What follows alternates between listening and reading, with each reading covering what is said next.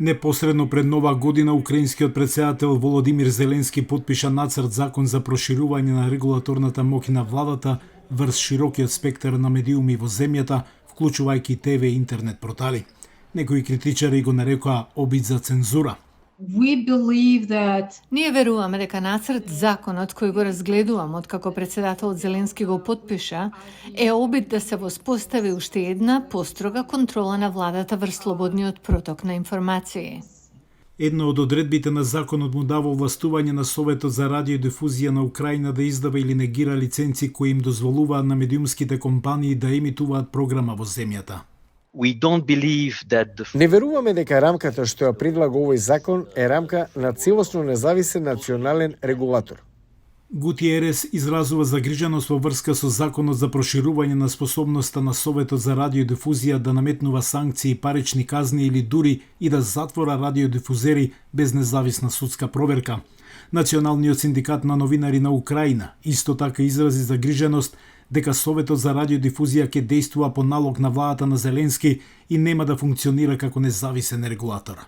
Водночас Клучните аспекти кои се фундаментални за медиумското законодавство ја вклучуваат политичката независност на националниот медиумски регулатор.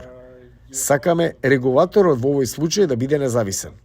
Владините представници го бранеа новиот закон велејќи дека досега медиумите можеа да емитуваат што сакаат, вклучително и проруска пропаганда. Украинскиот регулатор е целосно импотентен во поголемиот дел на своето постоење. Можете да видите дека на примерот на проруските ТВ канали за кои никој не можеше ништо да направи. Овластувањата на регулаторот беа многу ограничени. Проширувањето на овластувањата е неопходен чекор за гарантирање на независноста. Наталија Лигачова, шефица на Детектор Медија, група основана од украински новинари за да ја подигне националната медиумска писменост, се согласува дека Советот веројатно ќе биде пропредседателски, но исто така вели дека новиот закон има и некои потребни реформи. Последната верзија на законот е значително ублажена.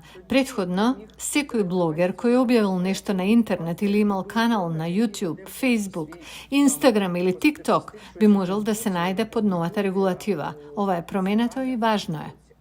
На патот кон усвојување на предлог законот од 279 страници, пратениците направија речиси 1000 страници амандмани на предлог законот. Пратениците ги послушаа предупредувањата на медиумските експерти и ги отстранија одредбите од предлог законот кои беа најмногу критикувани, со што завршниот предлог закон е поблаг за регулативата за медиумите.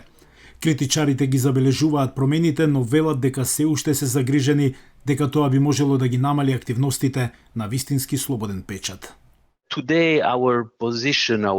Денес, нашата позиција е помалку радикална отколку што беше во јули. Но сепак веруваме дека овој закон не е доволен да ја гарантира слободата на медиумите во земјата.